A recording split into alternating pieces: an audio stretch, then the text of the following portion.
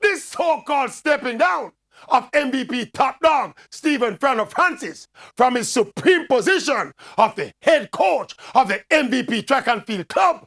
The official reason given about succession planning and that the man to take over, Frano's younger brother Paul Francis, has paid his dues and is ready and blah blah blah.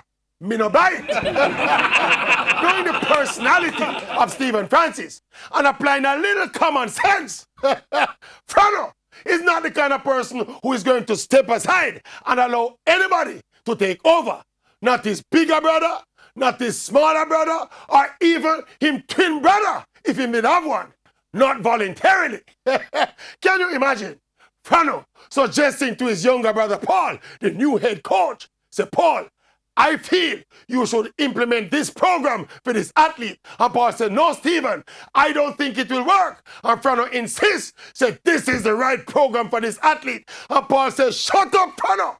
I am now the head coach. I give the orders. That program will not work. What do you think would happen in World War III? When it comes to his coaching, Frano is a control freak who must be in full control at all times.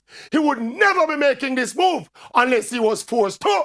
And my impeccable information is that Frano was forced to make this sideways move because of a conflict between sportswear giants Nike, who we understand pays Frano's substantial salary, and Puma, who we also understand sponsors a lot of the MVP U-Tech athletes.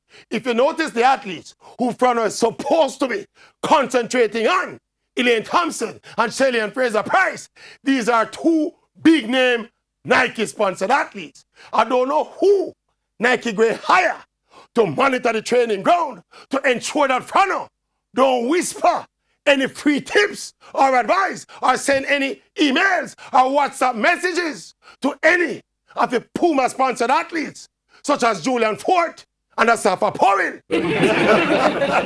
Who is going to do the watching and the peeping and the informing?